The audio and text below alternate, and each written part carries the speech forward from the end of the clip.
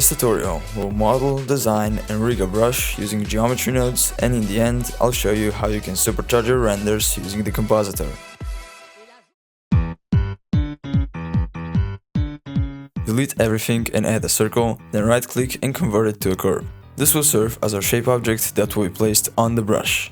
After that, you can add a path curve, then go to the data settings and under geometry, find bevel and make sure object is checked. Then select the circle we added before.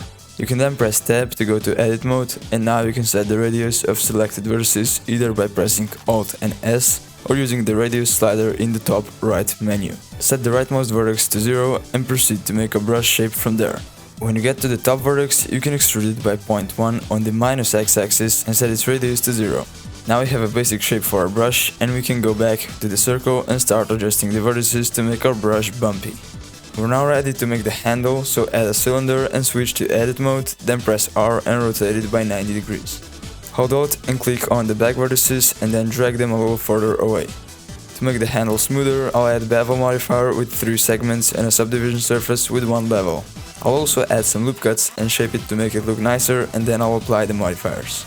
Finally, I'll select both objects and join them by pressing Ctrl and J and give the new object a subdivision surface with 1 level. And just like that, we're done with modeling, so let's make some materials.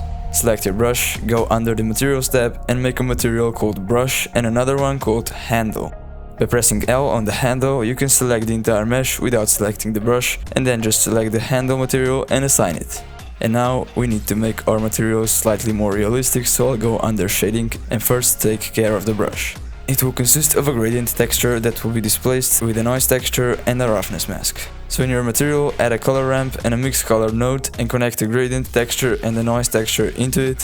For some easier control, you can also add a texture coordinate and a mapping node by pressing Ctrl and T and switch the generated output to the UV output. I'll also drag the stops closer and recolor them to make a nice border.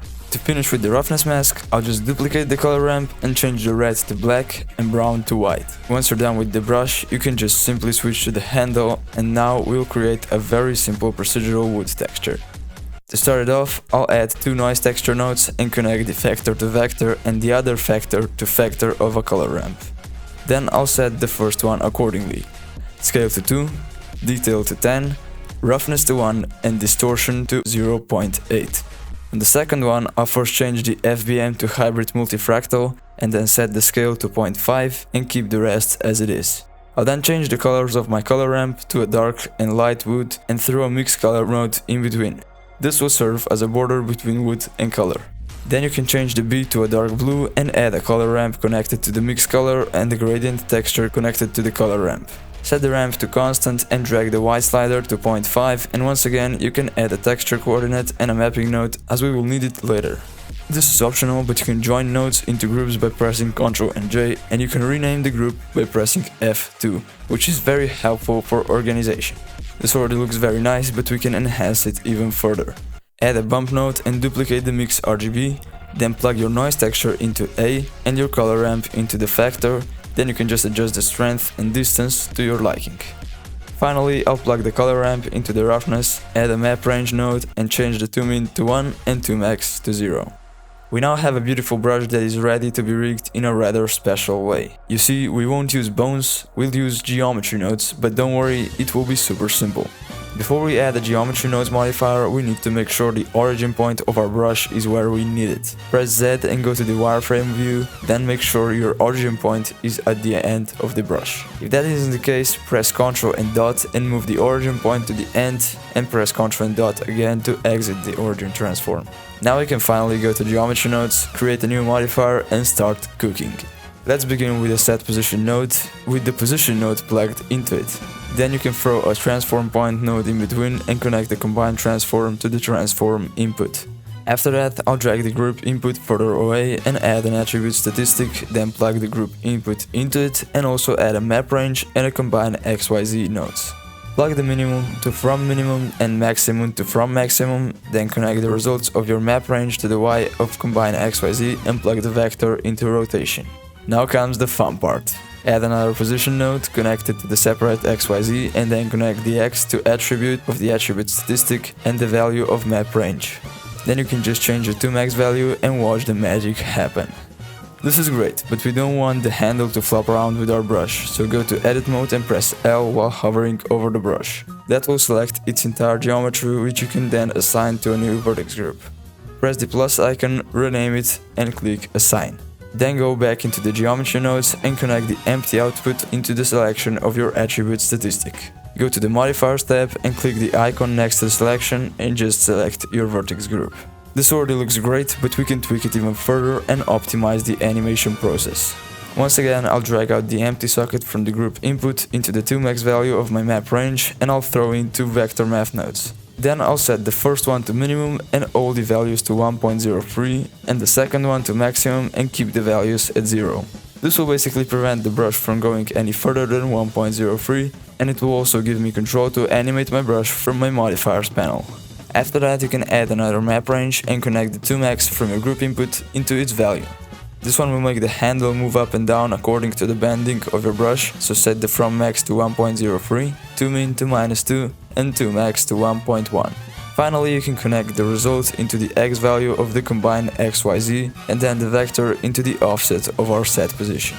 The brush is now rigged to move up and down, but it still doesn't turn. However, that's not a problem, as we can just duplicate the geometry nodes modifier and change some settings. First, press Shift and D while hovering over the modifier, then go to your duplicate and click the number 2 to make it a new thing. For some better organization, I'll rename them. Then with the new modifier selected, go to Geometry Nodes and delete the minimum and maximum with Ctrl and X, which will dissolve them but won't delete the connection. Next, we can delete the bottom map range and combine XYZ, and also change the separate XYZ from X to Z and the combine XYZ from Y to X. Lastly, I'll switch the 2max input of our map range to the 2min input. And voila! The brush is rigged and almost prepared to paint. You might see that the materials of our brush are moving as we animate, so let's fix it. Go back to the shading tab and select your brush material, then just make sure your texture coordinate is plugged with the UV, and there you go. Then switch to the handle and make sure generated is plugged into the vector of our texture. Then also go to your gradient and connect the UV to vector. You can then go to edit mode, make sure nothing is selected and press L while hovering over the handle. After that, you can press Hue and select Cube Projection, then tweak the mapping node's location and the textures are fixed. Alright, we're nearly done, so let's just quickly do some refining. First, I'll rotate the brush and bend it with geometry nodes. Then I'll go under data and add 2 new shape keys. One of them will be basis and the other one will be compression, which will make the brush compress when it hits the ground for a slightly more realistic effect. With your compression selected, go to edit mode and press O to enable proportional editing, then just select the side vertices and push them inwards until they're nearly touching the ground. And that's it, we're ready to animate.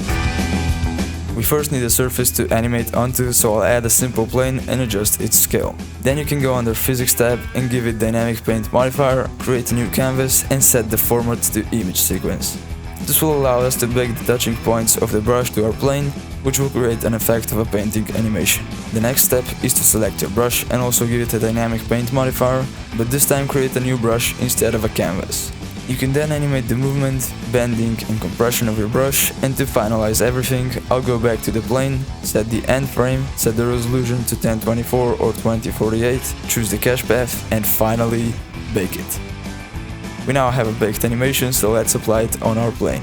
Create a new material, then add an image sequence, select your images and check auto refresh. You can then plug this into the principal BSDF and you have a basic paint animation, but we can't just stop now. Add a texture coordinate and a noise texture, then plug both into a mix color and set the factor to 0.01, then plug the result into vector and you have some displacement that can be tweaked further using the noise texture. And that's it. You can now set up the scene, lighting and make a render that we're about to supercharge with compositing. Before we hit F2 of the render, we need to change some settings. Go under View Layer, then Pass, and under Light you can check Emission. Another thing I would recommend if you're using volumes or environments is to also check the volume passes and the environment pass. By the way, if you're interested in compositing, you should definitely check out Robin Squares, as he has created a variety of super helpful videos on compositing and a bunch of other things that can really help you with Blender. With that said, we can return to our project and press F12 to render an image. You can then go to Compositing, press Use Nodes and drag the timeline higher. We can then just select the icon on the left, change it to Image Editor and use our render result. But before we start off with compositing, we need to optimize our speed. Go under Render, then Performance and Compositor, and make sure the GPU is selected if you have one. This will drastically improve your compositing speed. Back in our compositor, I'll add a glare node, set it to fog, high quality, mix to -0.9 and size to 9. Another thing we'll use to enhance the light is the sunbeams node. Plug our emission into it and increase the ray length to 1 and plug the output into the viewer node. If we now turn on the backdrop and select the sunbeams node, an X should appear in the back. By moving it around, you can see that our sunbeams move as well, so you can set it according to your composition. We can enhance it even further by adding another glare node, setting it to bloom, high quality, mix to -0.95 and size to 9. To join the two connections together, I'll add a mix color node and set it to add. I'll then plug our image into the top and emission into the bottom and change the intensity of the sunbeams using the factor slider. The next step is to combine our volumes using another add color node. We can then add them to the rest by duplicating the add node and placing it after the last add node. We can then simply connect our volume add in the last add and use the slider to adjust it by our own taste. I know that's a lot of ads, but don't worry, because all the node screenshots are in the description below, and while you're down there you can also like and subscribe if you're enjoying the video.